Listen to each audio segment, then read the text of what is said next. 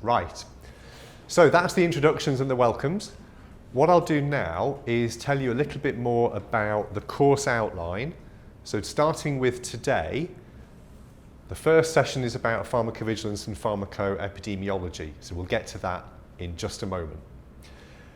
The second session this afternoon, I'm going to move on to thinking about how we use electronic health records to do risk management and pharmacoepidemiology. So why we need to think about using EHRs and how they go beyond randomised trials in their uses. We'll think about a range of different kinds of situations where this kind of evidence is needed, and I'll also talk a bit about what I see as the future for EHR research in pharmacoepidemiology. Okay?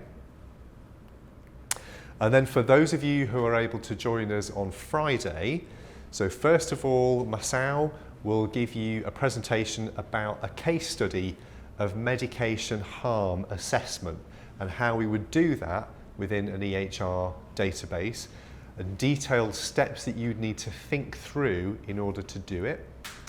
And then the second and third sessions on Friday will be two methodological sessions. The first is around self-controlled methods, and these are methodologies where individuals act as their own controls, and they're very widely used with EHR records.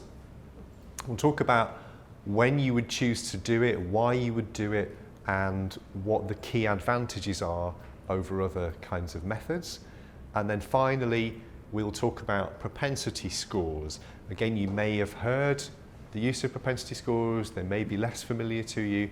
So we'll think about what they are, when you would use them to do a research study, how they're used, and how it compares with using a multivariable approach to an analysis.